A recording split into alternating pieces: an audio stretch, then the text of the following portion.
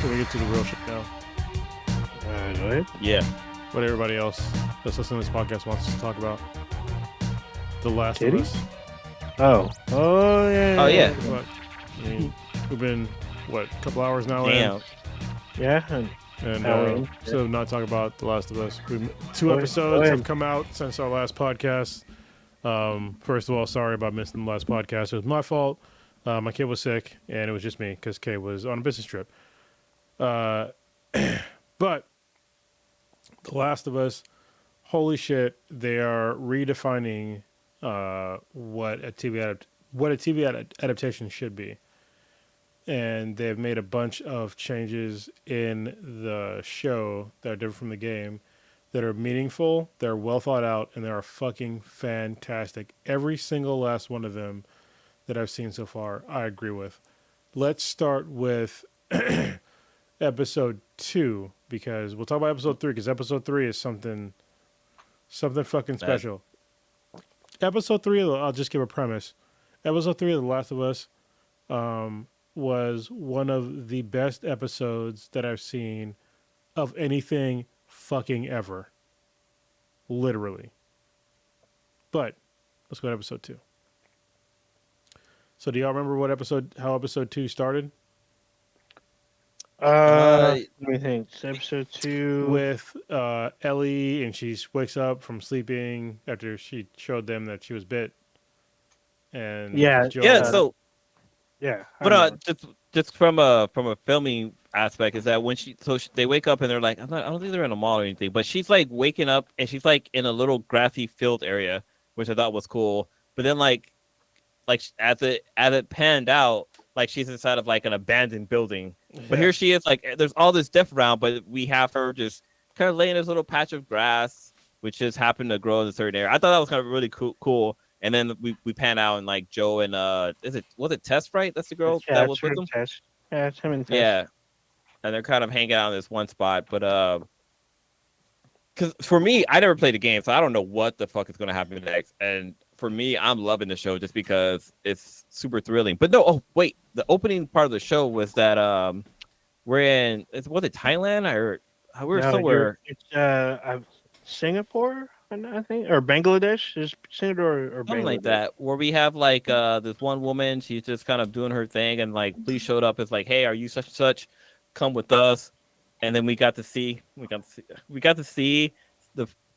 not the first person but the first maybe second wave of people being affected, and we get to see like how the plants are growing in their bodies and or the fungus. So if they're not plants or fungus. this Blue was not in the game at all. Show my beer. Anyway, that whole part was Jakarta, as Killer Frost is saying, which, okay. That whole scene was not in the game. And this is another one of the changes in the show that I really like because it expands upon the actual game, is like them showing that, giving hints to what led up to the pandemic, really, like the end of the world. I'm about to say the collapse. Yeah, really, yeah, the collapse of the world, and like showing how fucking serious it was and how people knew how serious it was. So anyway, go ahead and tell the rest. Well, what's crazy is because like the first episode, we got a little snippet like, oh yeah, it's this one fungus because of climate change and stuff like that. It's going to get used to higher temperatures where it will eventually be able to adapt in the human body. And then we get to see this fucking shit go down. And as one scientist is like, can I go now? And like she just sit down in the room. And the guy comes over. It's like, hey, can we find a cure? Is there like some kind of vaccine or something? She's like, no, there's only one fucking vaccine for this. And she said dropping bombs. Like literally just wiping out fucking people, which I was like, God damn, they fucking went there. Like she started tearing up because she knew that that's the only way to get rid of this fungus growth is to basically kill off all the people. Then we jump into the show, which I was like, holy shit, what the fuck that guy doing to me? My fucking emotions. I'm fucking panic attacks. I'm gonna tell you, it's gonna get worse. That's all I'm Oh saying. yeah. And if there's a Last of Us 2, it's gonna get way worse. Yeah, way worse. Oh boy, Way fucking worse. You ain't ready. You ain't ready. I'm really glad I didn't play the game just because like I don't know what the fuck is going to happen next. Well, honestly, like play the game now. Like it's making me. I mean, there's already been like a 300% increase on in the game sales since the show came out, and it actually has me going back to want to play the game again because of the changes they made. So like, we'll talk about the third episode in a little bit, but there's like a character in the third episode where I was like, I remember the character, but I don't remember like all this shit happening, and it was a significant change from the game, but I liked the change. Anyway, back to episode 2. There was like a lot of things that both Blue and Prodigy caught that I didn't from both of those 2 episodes. Oh And, yeah, and one of them was the fact that, I was well, I guess Reddit. they talk about it in episode 3, so I'll wait till episode 3 to talk about that. But yeah, in episode 2 with that lady, like all that backstory was so important for the total story, and I think it was just like really some of the puzzle pieces that could have been put in there. That was really nice, and then also like Joel, and Tess like really coming to grips with, you know, this person, maybe perhaps being like the savior of all mankind, and Tess is like a true believer, and Joel is not. He's just like, I don't believe that she got bit and she's just okay, and you know she's gonna turn eventually and fuck all that shit. She was gonna kill her like immediately, and then Tess Yeah. was the one Like, that calmed him down. Go ahead. yeah, with Tess, she was like, "Yeah, look, like this is the one. This is the one. Like this one is really happening." And Joe was like, "Yo, we've heard this shit before. Like you can tell, like there's been times where they thought they found a cure or whatever, and the shit just goes back to shit basically." And Joe was like, I'm done with this. Like, fuck it. She's been bitten. Let's just fucking kill it. Take her out." Yeah, and for Tess to take that chance, like it was really cool. And like when you're playing the game, that is a little bit more condensed, obviously. And what's interesting, one of the things that I like about the differences between the game and the show is that in the game it's like it's really action packed, but in the show you can't really do that because people are real. One of the things that I really liked about the show is that they have persistent damage in the show. So when somebody gets hurt, like they're hurt, and it's not like you can't in the game. You can like fucking get a medikit. medikit and like bandage up, Yeah, and you're patch up. okay. Yeah. In the show, you don't do that, and there's like subtle hints to that. To like people taking persistent damage. That is really really important. And for Tess, Joel, and Ellie, like finding their way out of the QZ and like getting out to like where they need to be, was important. And like what's crazy is like they literally like there's frame for frame shots from the game and the show, Mm-hmm. and it's weird to like see it and like weird to like hear them talking about, because like later on the episode after the lady in Jakarta talked about just bomb the city, they're walking out through another city in Boston trying to get out of the city, out of the QZ, and Elliot's commenting on like the bomb like impacts, and they're like, yeah, these are the bomb impacts that they did, and it's like a total throwback to like what they were talking about in the beginning of the episode of like they just bomb fucking cities to try to contain this contagion, and it just didn't work. It worked for a little bit, but it didn't work, and now you have this dystopian nightmare, and it's amazing. And like going through like the buildings and like seeing one of the huge changes from the show, which I loved they did because it would not make sense. They were totally right to think about this. Was there was no spores in the show, because in the game when you're going through like the buildings, there's like, or going through anywhere, there's parts in the game where like you have spores, you have to put a gas mask on to protect yourself from the spores, but spores are everywhere. Like you can't protect yourself from Everywhere. spores from just like a spot. And so the way they changed that is like introducing the mycelial the fungus mycelial network as a That's the mechanic. Star Trek one for Yeah. those of you nerds out there. Yes, it is, but it's a fungus thing. Yeah, it's a So- fungus thing, but it's not the space mycelial network. Yeah. So in the show, they have this mycelial network where basically all the infected are linked by the mycelial network, as long as they can go ahead. I was gonna say I love that change. That's Yeah. such a unique, or not unique. I'm sorry, it's not a unique change, but it feels more grounded in nature. Yes, Yeah, it does. Go ahead. they have their own black web, Yeah, Mhm. Prometheus web. and they even show like part of it where they're trying to go somewhere and like showing how like the sun is like there's clouds in the sky, But then with their sun, like there's a bunch of infected that are like laying down on the ground, like kind of lethargic. And as the sun passes over them, like they move over into the sun, but the ones that are in the dark don't move. And it's like it's interesting to see that. And they're explaining how if you step on one of these mycelial network like tendrils, then it'll awaken like the infected maybe 100 miles away, and they'll come and get you because they know that you're there. And I think that that's like a really cool change from the game, and it makes sense. And like they even show the effect like later on in the episode of like how they do that. Dude, that alone just make the fucking zombie apocalypse just that much scarier. I mean, like with Walking Dead, you got, if you coat yourself with fucking zombie blood, you can kind of blend in or whatever. But with this, it's like, yeah, no, it doesn't work that way, bro.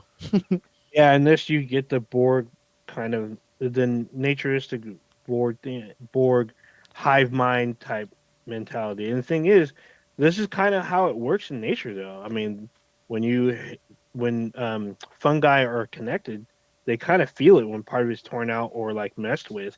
It's like it's like a network that becomes alive. In this case, though, they come after you when you disturb the network. So they will come for you, try to rip you open, or try to convert you, add you to the network as it consumes your essence and takes the nutrients it needs from you and makes you a drone. So I was like, oh, that makes it even more scarier than before. And then the fact that we see this new type of infected in the show. So Yeah, in the show, the people who had not played the game, this is your first time seeing this. When you're playing the game, this is the most terrifying thing and the most terrifying sound you can hear in the game at any time. When that part came up, I knew. Once I heard the ticking sound, I was like, I fucking knew what the hell was going on. I'm like, oh shit, like this is gonna be all bad. well, even Because it's like, go ahead. oh no, I was gonna say this is an actual thing that like people who are blind do. They do like echolocating, where you can make like a ticking sound so you can know where you're going. And you can find YouTube videos about blind people doing this, where they're making like a ticking sound to help them kind of navigate around. But yeah, go ahead. What are you gonna say, Gross? Yeah, what was cool about the episode is like leading up to that whole like clicker moment was like the tension that they used to like really amp up everything in the show was like so really well done because like when they first, because I remember there's like a lot of points in the show that I was like, this is where you're gonna find clickers, but they weren't in that spot. And then they went to a spot where they were some, and it was like the way they amped up like the tension of like seeing the tendrils leading into the building of like all this fungus, and it was just like super tense and like telling Ellie you can't say fucking anything at this point, and then her stepping on a fucking hand that was like decrepit and like making all that noise and like all the sound and like the shifting around of the environment up above them. Just like really led into a tense moment up until the room where you meet the clickers and where there was no way out. And the way that they did that was just so fucking well done. And then introducing the clickers, like the way that they move was like in the game, the way that they sounded was like same thing with the game. It was fucking amazing. I really loved it. Dude, they looked amazing. Like the whole like, because they're basically their head, or at least where like the brain should be. It's just a giant fucking like bloom of fucking fungus, which is like it's like the shit that you see like on the side of a tree just coming out of their heads, and I was like, wow, this is fucking terrifying. So, But they kind of jumping back to Ellie, like her, like she knows of this world, but she still has that kid exploring mentality. Like there's a scene where they go into the hotel and like there's a piano and she starts playing with it. Like she's like, oh wow, like and it's like one of the like a skeleton falls out. But then there's like a scene where like they have to like walk through like this little area of water, and she's like kind of scared because she doesn't know how to swim, and Joe's like, it's fucking knee deep, like don't fucking trip. And she's like, oh, I did not know that. Like she has this little kid mentality about her. I mean, she's like a teenager, but like she's out there exploring the world, learning things for like the first time. But I just kind of like how they kind of do that with her character. I don't know how she is in the game. I think that's pretty cool. I know from what you guys told me, like she starts picking up Joe's kind of mentality or attitude, but yeah, I was waiting to see how it goes. So the thing about the game is Ellie is younger. She's probably like 12 or something. She's like preteen when you first meet her. So as you go through the game later on, towards the end of the game, she's like a teen. She's like 14 or something. And then later on, you meet her. She's like a full on woman. So yeah, but there's a lot of kind of stuff. So if you are watching the after the like inside the episode type stuff at the Mhm. end of the episode, they actually spoil a future infected. So they don't talk about it, but they show it to you. It's behind one of Oh, the talker. I'm not going to say which episode it is, it's like but posted on the wall. it's in the back. It's behind the person that's speaking, and you can see what it is because you haven't seen it yet. But you're gonna see it later on in the show, and it'll be very fucked up and terrifying because it is in the game. So, but you get to see what it is like early on. So it'll be interesting to see how they introduce this special infected later on in the show. So this is only like 8 or 9 episodes. We're 3 in already. So. Yeah, so I guess after the clickers, there's a fight. Mm. It's cool. You know, they kill the clickers, and then it seems like everybody gets away, and they get to like a certain point in at the end of the show where Tess shows that she got bit by one of the clickers, and actually so did Ellie, and it's like a selling point of Ellie still okay after getting bit again, Yeah. and on her arm it doesn't show as infected, but where you see where Tess is bit, like it's already infected, and you know they're trying to leave this spot where they're trying to You're find supposed to a get a battery. radio. Yeah, they're supposed to get a battery and like get Ellie to Yeah. where needs to go, but everybody in there is dead because one person was infected, and there's like everybody killed each other. Hmm. And some of the ones that are still in the room that they're in were still being infected and awaken as infected. And when Joel kills one of them, the mycelium network links up with them and then wakes up the horde, and the horde comes, which is a change from the game, which I'll explain in a minute. But yeah, so you know, Tess really, you know, convinces Joel to like get, you know, Ellie to Bill and to get, you know, her going because she thinks that she's the cure, and she's like, I'm gonna stay behind and take care of these, you know, infected that are coming for us. But you know, my road ends here because she's already infected and she's already like she shows signs of being infected.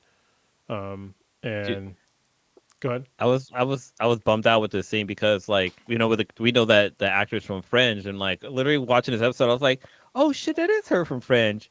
Mm-hmm. And just to know her, that was it. That was it. She's only 2 episodes, but season 3. But It's the same thing in the yeah, the game. fact that yeah, Yeah. I was like, damn, okay, that was a What's messed short-lived up? reunion. What's messed up in the game? Tess has a shorter time in the game. In the show, you spend more time with Tess than you do in the game. So But yeah, I mean, this is actually as far as the series go up until this point. This is like one of the biggest changes from the show because in the game, it wasn't the infected that were coming that she protects you from. It was Fedra that comes, mhm. and she has a shootout with them, and she didn't like. This is okay. I'm gonna brief pause on this. Okay, I'm gonna speak about this from like a nerd military guy. Take this with a grain of fucking salt, the tiniest grain of salt. Where she was when she started kicking over barrels, those were diesel fuel barrels. Like her lighting up a fucking a lighter and tossing a lighter in a diesel fuel is not gonna work. Like it's not Yeah, how diesel fuel works. Anyway, sorry, I'm that guy to ruin that shit for you. But it's also just I understand that people don't understand how diesel fuel works or gas, but yeah, you can't light up diesel with a lighter. It has to be lighter. It has to be hotter than a lighter. Yeah. Anyway, But gasoline though, I've gasoline, seen yeah, gasoline. Yeah, gasoline you can light with like fucking match, 100% you can. Well, and the well, it's not. fumes will catch before it even touches Yeah, the wood. it's the fumes that is flammable. Yes. Gasoline, the liquid, isn't flammable. So yeah, she ends up like with that weird like fungus kiss, which is actually it was cool. I thought it was cool. That was kind of cool. Yeah. I thought it was gross. It wasn't cool. It was gross. That was gross. Well, no, it's a cool effect, but yeah, it's gross. It's cool because it's gross. Like that was Yeah. another thing. Like in the game, She got that mono. whole like fungus into the mouth thing. That's not how it works. It's just a shit. bite. It Just wasn't like the talking about it fungus is bite. Yeah, but I love that change though. Like it looks like so much more like well thought out and like literally tendrils of fucking fungus going into your body and like infecting you. And Ugh. yeah, In the soft parts too. yeah. Mm. But yeah, so she ends up like tossing down a lighter after this fungus dude kisses her and well shoves his fungus tongue down His her throat. mycelia. He sticks his mycelia in her. Fungus rapes her. I guess the fungus rape. That's fucking terrible. Yeah, that's basically what he did. And then he paid the price, as you should. Yeah. If you're gonna rape somebody, pay the price. You get blown the fuck up. Yeah, they did get blown up like crispy blown Yeah, up. because she had grenades and shit. I was like, why didn't you just pick up a fucking grenade? Yeah, And just Yeah, like, right? That's what I was thinking too. No. All she had to do is pull the pin Yeah, and just wait for that moment to just let it Yeah. go. And wait then 5 seconds, it you're would good. took everything out. Everything would have blown. Yeah. So You know, you but- take two. but- You take two. You pop one. You know, put it in like your shirt. That way, when it explodes, you're fucking done. You don't feel fucking shit. And the other one, just in case that fucking shit didn't spark it. You know? Or a couple of them just fucking Yeah. pretend like they're Pokemon. Just I choose you, Pikachu. So that's the end of episode 2. So sorry, we have to cover 2 episodes in this. And usually we yeah. don't do this, but this series is so fucking good, especially episode 3. Episode 3 is one of the most significant and greatest episodes of anything I ever watched ever. 2 bears walk into 2 Holy bears shit. walk into a bunker Oh my god. and show us the meaning of fucking love. Mhm. That's Well- what they do. What's crazy is that like from episode 2 they show a trailer for episode 3, and I was thinking like, okay, we're gonna see fucking oh god, what's the main guy's name? Joe. Joel? Yeah, we get to see Joe fuck somebody over, because they guys talk about how like Joe's a fucking asshole, like he does all this stuff. I'm like, okay, he's gonna meet John Swanson, and he's gonna fuck him over and take all his fucking guns and stuff like that. But I was this episode was nothing that I thought it was gonna be. It was heartfelt.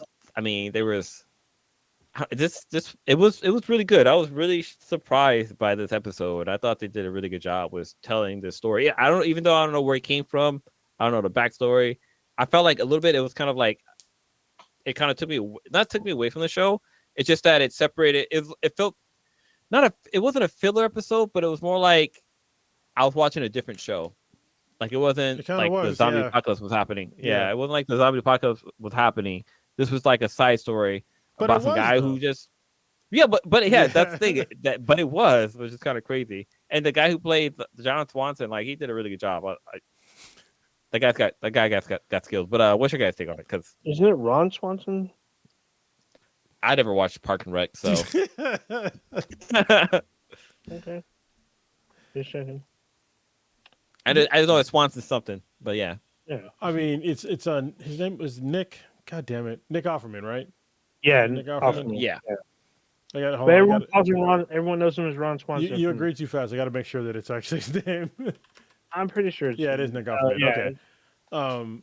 Nick Offerman did a fantastic job of playing Bill. So in the game, Bill is not a super major character. He's somebody you get some resources from, and he's a step on the way. I was very confused in this episode because of the changes that were made.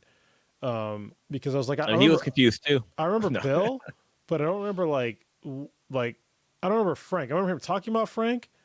Oh, But- so he does talk about Frank Yes. in the show, but in the game, or I'm sorry, in the game he talks about Frank. In the game, when you meet Bill, Frank is dead. Yeah. Frank is And he killed already dead. himself. He's already dead. Yeah, but he does speak to him kind of like affectionately in the game. But it is. I didn't think it was that weird for them, to do this, because in the game, this is a big step. You learn a new skill when you meet Bill. He shows you how to make bombs. Yeah. So I was like, okay, we're gonna see. I thought we were gonna see super like makeshift bombs, like big explosions, and shit like that. I We did mean, not. you did. I mean, Well, you you saw did, but a lot of traps. you did see a lot of traps that were very, very unique. Not food traps. And we're not. Yeah. No food traps. But go ahead. Yeah. So this episode, it started off with Bill at the start of the pandemic, the infection, and they talk about the a whole episode starts with Joel and Ellie uh, trying to find Bill, and they talk about how did the pandemic first start. He talks about how it was basically an infection with the food sources, and it was through like breads and flour and stuff like that. Mhm. And that's when something that both Prodigy and I think Blue did too, Yeah. about how Sarah really saved Joel because Joel he didn't get his pancakes in the morning, they didn't get the cake, and Yeah. Sarah versa. also didn't eat the cookies, and so none of them At the got neighbor's infected. house. Yeah, Yeah. none of them got infected. Going back to Bill. So Bill at the start of the outbreak, he was a fucking prepper, and so he's literally in his basement, like his sub basement. Really, I was gonna say it wasn't even a basement. It was a Yeah. basement under the basement. It was in a sub basement with monitors around, watching his town get rounded up by Fedra, and the government taking them somewhere to get killed. And him just like staying down there with all his prepper shit, all of his guns, all of his food, everything, and like he basically takes over the town after everybody else has left, and then like Well, builds like his own like little like sanctuary. so Yeah. I want to step back just one really quickly to what Cronus has said.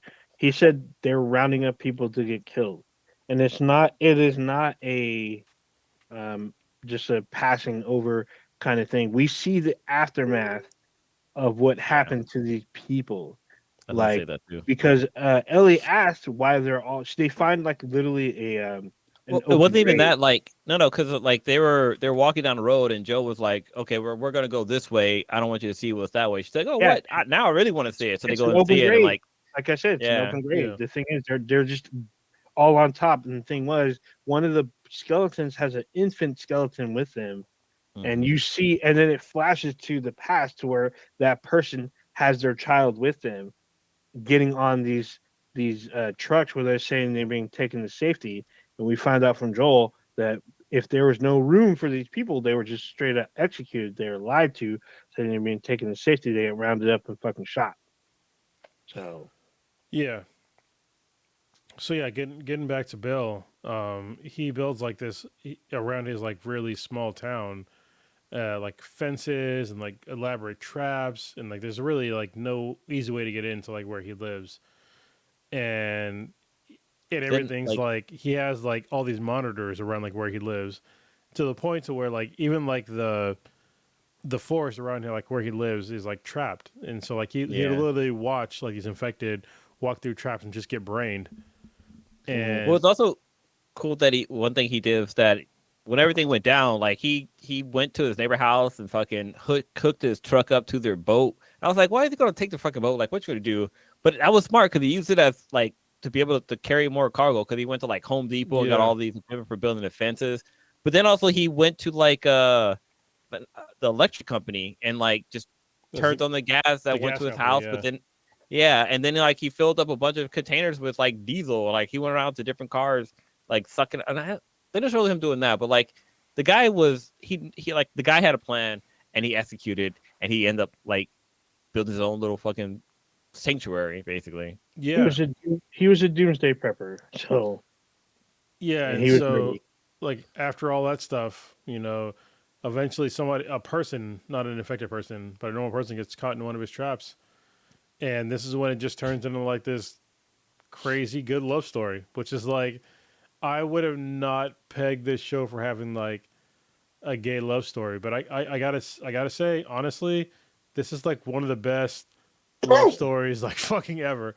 It Dude, was what was crazy is I was waiting for was it Henry was his name, right? Bill What's or the name Frank? of the Frank? I was waiting for Frank to like when Bill was playing the piano, playing that song. I thought Frank was just about to wallop stopped him a back of the head and fucking take everything because this guy has a fucking sanctuary. Like there's food, there's hot water, or you can take a shower, there's electricity, like there's all this stuff. I'm like, this guy's gonna fucking like murder Bill just to take over everything, but that did not happen. Like they end up falling in love. Like Yeah. whoa, for like a decade. Well, more than I think it was For more real. than a decade, wasn't it? I Like, mean, It is. like It's 20 like years or something like that. It's 20. It's 23 years or 22 years, something like that. yeah, and they go through a lot, and it's just like it ends up being that I'm gonna skip through a lot because it's a lot of like love story stuff that I love, and I think that everybody should watch the episode. I think that they probably get some pushback from like those people. You mean Yeah. Tucker Carlson? Because I'm pretty Yeah, sure The ones who don't like the Katie repressed wearing shoes. the yeah, repressed ones. I'm pretty sure he had something to say. But this was just, if you ever been in like a long term relationship and you watch, like, I fucking teared up watching this shit. After seeing like what happened to like both of them, and it's just like once you get to like a point to where you have to take care of somebody else, and it's like one of those things. I'm like, man, we're all getting older, and there's no, when it comes to love, there is no easy way out. Love it's going to be a story of tragedy, no matter how you slice it. Either one of you is going to break up with the other, or one of you is going to fucking die before the other, unless you both happen to crash in the same plane at the same time. But Or died in the same car wreck. yeah, but usually love is a story of tragedy. And this episode really shows that to its fullest, and still has like one of the most beautiful stories, even at the end of love, and like going through trials and tribulations with a loved one, and just grinding through it, and then even at the end just like deciding to, this is it, this is the only love you want to have, and this is nothing else, you don't want anything else, and making decisions. And I just thought that it was beautiful. It's like up there where with like older people who like one passes away and then like a day or a week later the other one passes away just because they just miss that person, they love them so much. But I was gonna say the second most greatest love story is from Titanic, and it's not was Rose and what's her name. No, wait, listen me out. It's not with Rose and such. It's with that old couple when the ship is sinking. The old couple that's sitting on the bed, and he like puts the cover over his woman, and like they just go down together. That right there is the most epic love story in the Titanic movie. Go back and watch it. You'll see what I'm talking I can't about. watch But the movie, yeah, but I believe you. forward to that part there. But a lot of people point out that scene. So I remember. Yeah, that was like true romance right there. But like, yeah, overall, like this episode, like being somebody who never played a game, and like especially if they took like another look at this character, like I thought they really did a really good job. Every time I would just wait for somebody to backstab somebody and like some crazy shit that happened, but like no, like these two people fell in love, and like at first it was just gonna be like, oh yeah, you can be here for a couple hours, I'll make you some food, and then we get to learn about like one person's been basically hiding their true feelings, and the other one discover it, and like the scene where they're in the bed and he's like, look, I'm not a slut. I'm like, Yeah. okay, where But the also, fuck is this going? I'm gonna suck your dick. I was just like, all right. Yeah, yeah, I'm about to go down. Like I said, I was gonna take it slow, and I was like, you can go straight to sucking dick. All right. Yeah. But then like they kind of flash forward, and like they're still together, and like dude talking about like we need to paint the house, like I want to go do this. I'm like, okay, dude, your guy's about to get fucking killed now because he's fucking up, like trying to you're basically making the property look like people are maintaining it. Yeah. I mean, more people are going to come in and stuff like that. But yeah, this was a really good episode. Like Kron said, it's a really great love story. But one thing I thought was funny is when they kissed for the first time, you could tell that these are two straight guys kissing because it was like, No, I know. Hold on, real quick. Only Nick Offerman is straight. The other guy's actually gay. oh, he is? Okay. Yeah. That makes sense. But Yeah, I mean, it does make sense. But like, his wife is famous. His wife is a famous comedian too. I oh yeah, can't. that's right. She's from Will and Grace, right? I think so, something like that. I know she's a comedian too. I guess they don't act together, but I think they've been in one movie together. But yeah, she's pretty. She has a fan base herself. But yeah, So, the kiss was a little on the awkward side, but I mean, I don't know. I mean, it Everybody worked. I kiss mean, different. I think in the narrative of them I want a being tongue. I close. want to be like. "Ah, blah, blah, blah, blah, blah." Oh no, I'm okay. I needed it to be what it was.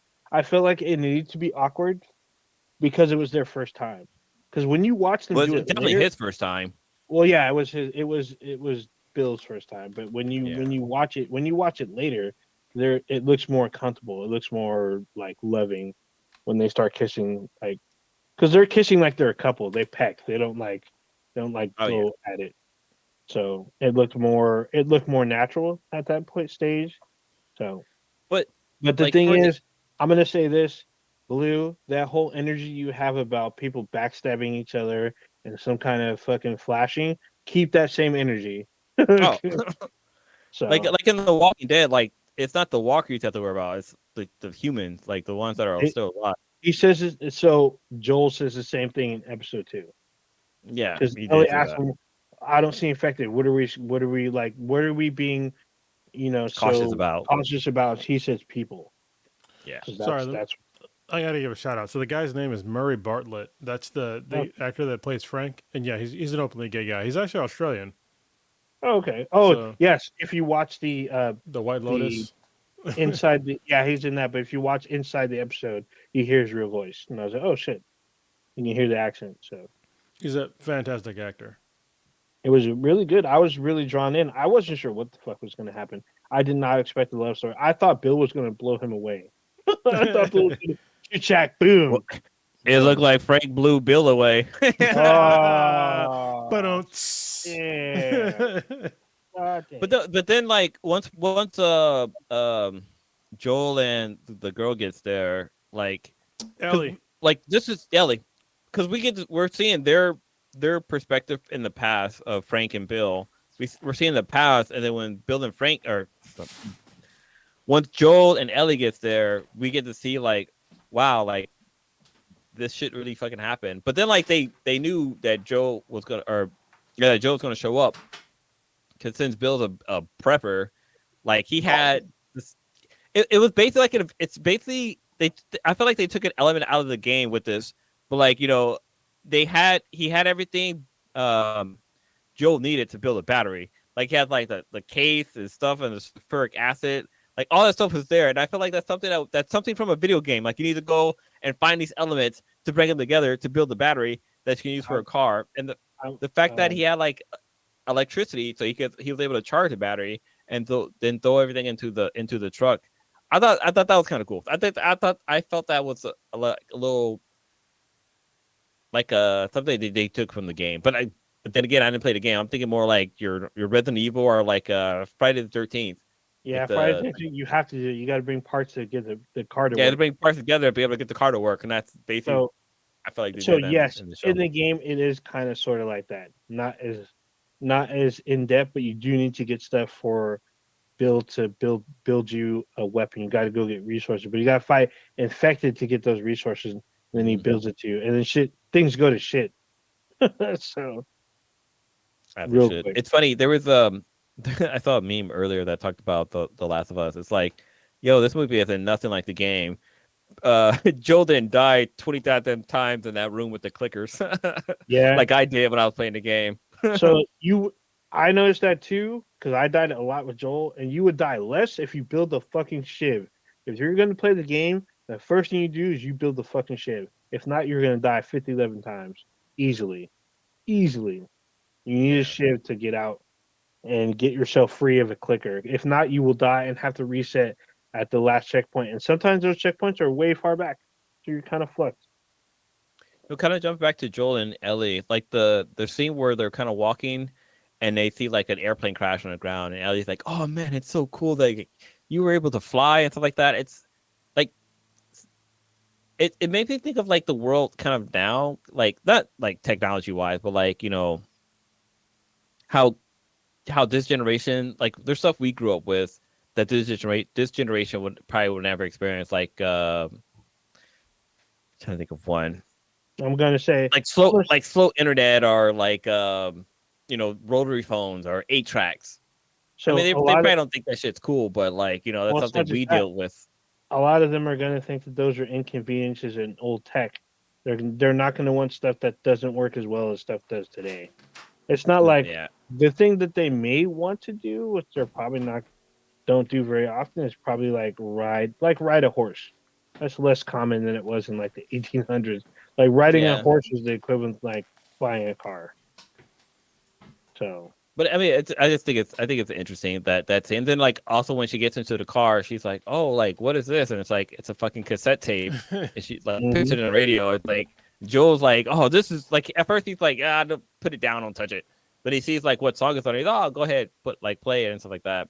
But then Mhm. like her like not knowing how to use like a seatbelt, and like she's like super excited about driving in the car. I'm surprised she didn't ask to drive, but No, she didn't. I just She was scared. She didn't know what the fuck She was got that oh gun yeah though. She's like, if you don't let me drive, I'll just blow your brains out. yeah. Did you But I talk just about the gun I yet don't know. with her? Not yet.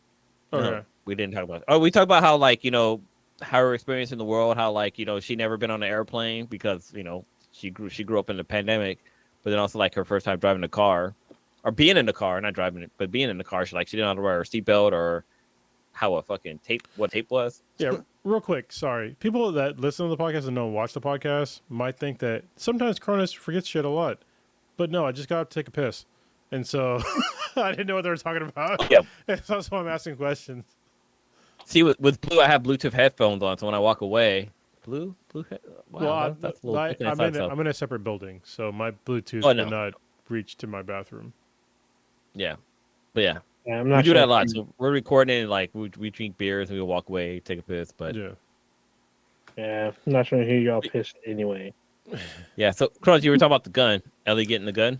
Yeah. So Ellie stole actually Frank's gun. I don't know if y'all noticed that. Oh yeah, That is actually Frank's gun. So she stole Frank's gun secretly to keep it away from Joel. And also in the episode, even before this one, she showed her the start of her sadistic streak. So in the last episode, there's a couple changes from the show, which actually I still really like. Is that one of them is when Joel was trying to find his old stash, Ellie was like, well, Joel said there's nothing else left in this place, and then so Ellie started looking around and she found tampons, which is like not a total loss because she needs tampons. Obviously, Joel doesn't. So for him, total loss. But for her, something of importance because she's like 14 years old, she has periods, you know, and that was interesting. But then also she found someone that was infected that was mostly buried in rubble, and so she takes out her knife and like cuts this infected who's still alive on the forehead, and like sees that there's like fungus underneath like the cut, and then brains it, like stabs it in the head, and then watches it die. And so that's like one of the first precursors for anybody that's watching, that Ellie is not. I mean, A both saint. Ellie and Joel are not great people.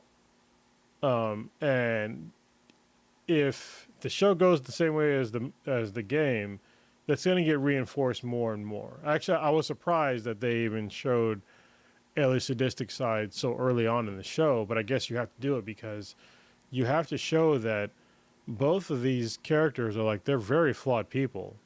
They're not really heroes.